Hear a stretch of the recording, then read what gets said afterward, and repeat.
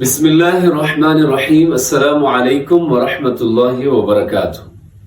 گزشتہ سبق میں ہم نے پڑھا تھا سورۃ الفاتحہ کی ابتدائی آیت الحمدللہ رب العالمین۔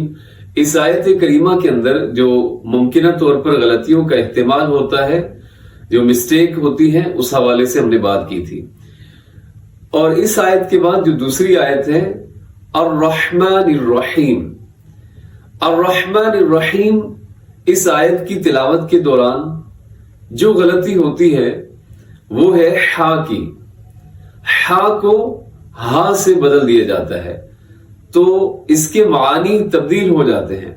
الرحمن الرحیم، آگے الرحیم کے اندر بھی ہا ہے، اس کا بھی خیال کرتے ہوئے ہم اس کی درست ادائیگی کریں گے۔ الرحیم یہ درست نہیں ہے، اس سے معنی تبدیل ہوتے ہیں اور اس کے معنی بن جاتے ہیں پیاسا اونٹ، تو اس لیے بہت احتیاط کے ساتھ ان الفاظ کی ادائیگی کرنی ہے۔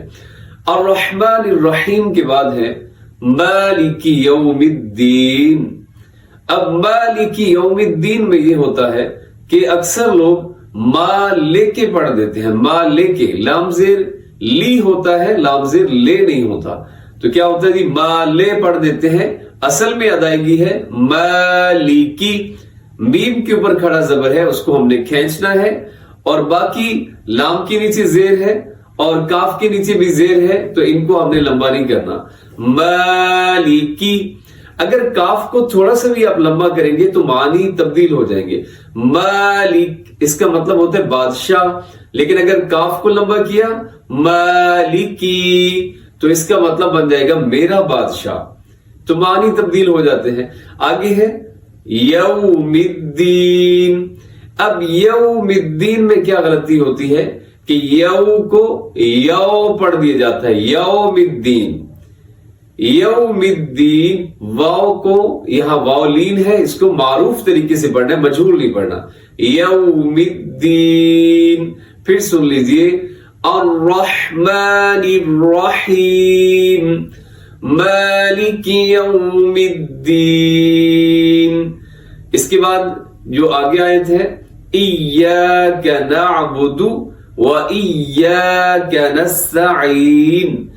اب اس آیت سے پہلے ایک چیز ذہن نشین کر لیں کہ جس حرف کے اوپر تشدید ہوتی ہے، یعنی شد جو ڈبلیو کی طرح جو سائن ہے، اگر وہ ہو تو اس حرف کو مضبوطی سے پڑھا جاتا ہے، نرمی سے یا ڈھیلا کر کے نہیں پڑھا جاتا۔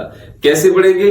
ایاک، ایاک، اور یا کے ساتھ الف ہے، اس کو بھی لمبا کرنا ہے ہم نے، ایاک۔ آگے کاف کے اوپر صرف زبر ہے تو اس کو ہم لمبا نہیں کریں گے۔ ایاک نعبد، نعبد، یہاں پہ عین ہے، عین کا خیال کرنا ہے، نعبد نہیں پڑھ دینا اس کو، بلکہ نعبد، نعبد، اور دال کے اوپر پیش ہے، اس کو ہم لمبا نہیں کریں گے، نعبد۔ غلط ادائیگی میں کیا ہوتا ہے کہ لوگ دال کو مجہول پڑھ دیتے ہیں اور لمبا بھی پڑھ دیتے ہیں، نعبدو، نعبدو، یہ درست نہیں ہے، یا نعبدو، یہ بھی درست نہیں ہے، درست ہے نعبدو، دال پیش دو۔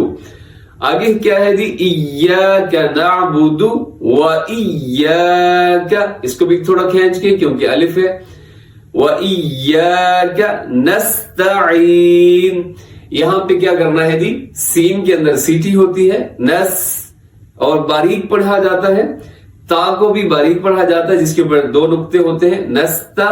آگے ہے عین، عین کو حلق سے ادا کرنا ہے، وسط حلق یعنی حلق کا درمیان اس کا مخرج ہے، نستعین۔